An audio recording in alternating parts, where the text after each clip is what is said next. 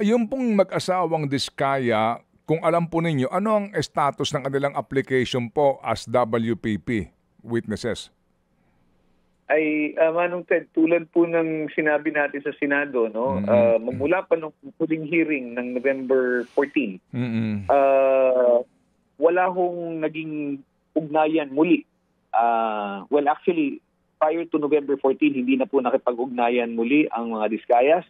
At kahit na po sila ay pinayuhan ng Senate Blue Ribbon Committee Chair na, well, dumulog sa department para sa kanilang application, hindi na rin po sila nagpakita since then. So, right now, wala po kaming ini-evaluate na testimony ng Diskayas or ng statement ng Diskayas para po sapat na basihan para malaman kung sila po ay pwedeng tanggapin o hindi bilang testigo. Opo. So kailan po, kung ganun po, kailan po ang paghahain ng asunto formal ng DOJ kung meron man laban sa mag-asawang Diskaya, maging dito kila Alcantara at kila Bernardo at kila Hernandez at maging yung taga-Sims na kontraktor? Well, tuloy-tuloy po yung pagkukuha ng ebidensya, no? Like I said, meron na pong mga naka-pending na kaso, hindi naman po lahat sa DOJ.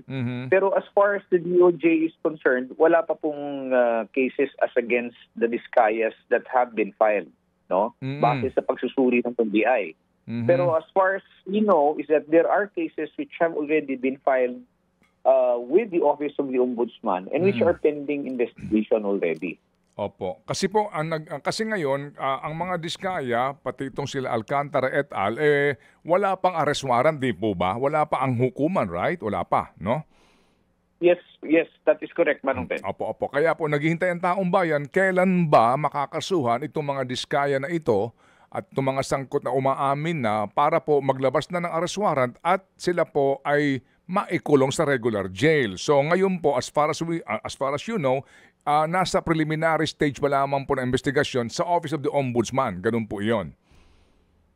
Well, if we're talking about the Diskayas, yes. And if there are cases also na against sina Ginoong Alcantara, meron din po sa Office of the Ombudsman. Opo. Yung sa Department of Justice po, hindi na po siya, it's in the preliminary investigation stage, pero meron na pong mga kaso na tapos na ang preliminary investigation at hinihintay na lamang po natin yung resolution bago po ito malalaman po natin kung anong findings. Okay. Resolution po ng DOJ prosecutors.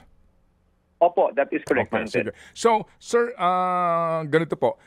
Yung pong mga kaso ng mga Diskaya na klaro, no, yung collusion sa mga bidding, opo, yung pong mga ganon ng mga kaso, hindi pa rin po tapos yun? At yun ho ba ay isasampa hindi po sa Sandigan Bayan kasi mas mababa po yung kanyang uri po ng krimen? Paano po yung mga ganon pong kaso na obvious naman, pati nga sila umaamin? Well, Manong Ted, ganito kasi yan eh. Hindi tayo pwede magsampa ng kaso base lamang sa pag-amin nila. No? Ang delikado po kasi niyan is dapat meron po tayong ebidensya independent of yung admission. Bakit? Kasi kung halimbawa pong yung pag-amin na yan, napakadali pong bawiin yan pagdating sa husgado. Kung yan lamang po ang tatayuan ng kaso ninyo, ay hindi po yan tatayo sa husgado.